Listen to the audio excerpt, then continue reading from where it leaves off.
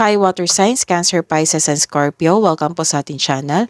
At ito ay inyong Daily Gabay Tarot Love Reading for October 17, 2023. Please be reminded that this is general reading po, so maaari kayo makarelate o hindi. Just take what resonates. Gamitin ang reading na ito bilang gabay lamang. Balik po kayo dito bukas para sa ating Daily Gabay Tarot Reading. Please like, subscribe, and click bell button for notification para po updated kayo sa Daily Tarot Reading natin. Para po sa gusto magpa-reading, maaari niyo pong makuha ang link nasa description box po ito. Message nyo lang po ako sa Messenger. Maraming salamat po. Spirit guys, ano po ang ganap today para po sa mga single, Cancer, Pisces, and Scorpio ngayong October 17, 2023? Kaka-break nyo lang sa inyong past love. You're take care of yourself. Nagkaroon ng separation talaga dito. You are deeply hurt. Nagkaroon ng breakup. You are feeling lost. Nagkaroon ng transformation sa inyong life na hindi na siya kasama. Pero don't worry, may nakikita akong self-growth dito. Sa mga may relasyon po, Cancer, Pisces, and Scorpio sa araw na ito. Mag-ingat kasi may narcissist dito. It might be you, it might be your partner, or a third person. Nagkaroon po ng one-sided relationship po. May nakita ko ditong ikaw lang yung nagmahal, feeling mo ikaw lang yung nagmahal, or siya lang yung nagmahal sa'yo.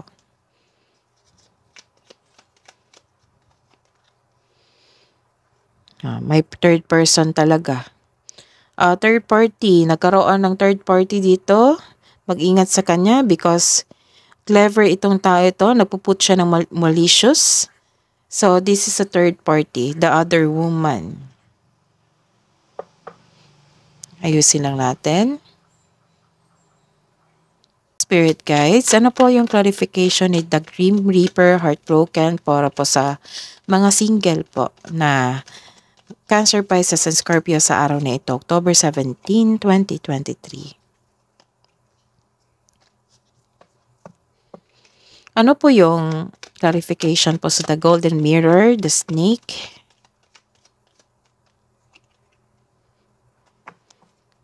Clarification po sa The Emperor, reverse. Clarification po.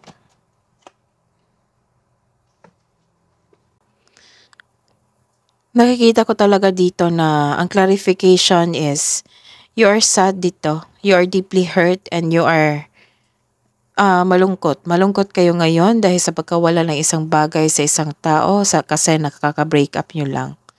Naalala nyo yung time na nag-cause ng trauma sa iyo. So, don't worry, this is only temporary. Lilipas din ito. I-acknowledge mo lang yung pakiramdam mo na sadness and disappointment sa inyong past relationship sa isang tao para ma-express mo ito at ma-release. Go ahead and cry it out. Iyak mo lang yan. The grieving process takes time but it will not last forever. There is always a way out. Crying is a very healthy thing to do. It relieves stress, ease pain, and cleanse your soul. This is the clarification of disappointment. Disappointment, 1, 2, 3, 4. Disappointment, you are deeply hurt. So, namnamin mo, take the advice na iiyak mo lang yan. I-feel mo yung, i-acknowledge mo yung sadness and disappointment para at the end of the day, malet go mo na ito at i-welcome mo na yung pagbabago sa inyong buhay para magkaroon kayo ng self-growth dito and big transformation sa inyong sarili. So, kaya mo yan. Nako, may nakita ako ditong maluloko na tao o self-centered na tao. Self-centered is narcissist also. So this is the confirmation. Naghingi ako ng clarification kung ano itong dalawang card ito. So this is the clarification po. Klarong-klaro na may nang loko sa inyo or self-centered na tao. This is a sign na may toxic na tao sa buhay nyo o matigas ang kanyang ulo, ayaw makinig. Ayaw niya makipag-usap ng may nahon, galit siya, galit ka. Opo, mabilis siyang mag-react or defensive siya na tao. Tinatanong mo kung totoo ba, galit siya. Yung response niya is galit.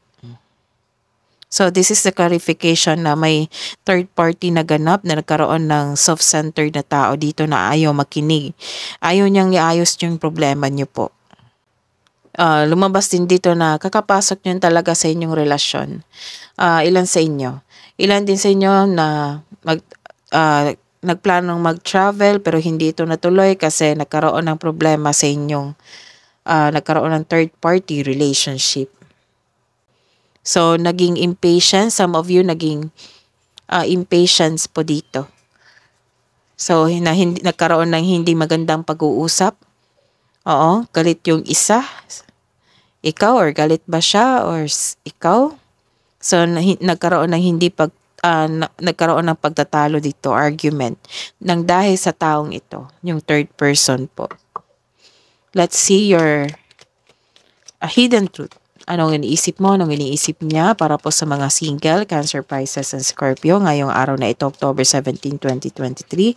Para po kay water signs, sa araw na ito, Spirit guys, you and I were too young. I feel you leaving me behind. Sa mga may relasyon, anong iniisip mo, anong iniisip niya? I knew exactly what I was doing. I lost myself for a little while. Love advice po para sa mga single. Ang dami. Love advice po para sa mga single.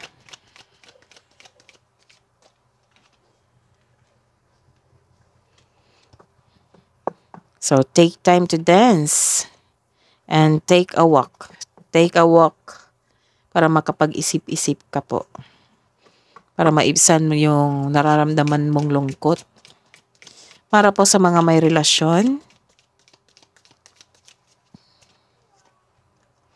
obstacle. So, this is the confirmation on, this is the challenge. Tested po. Yung relasyon ninyo. Nagkaroon ng obstacles. Look for ways around the obstacles to find happiness. And respect. Respect your relationship. Love advice po para sa mga single.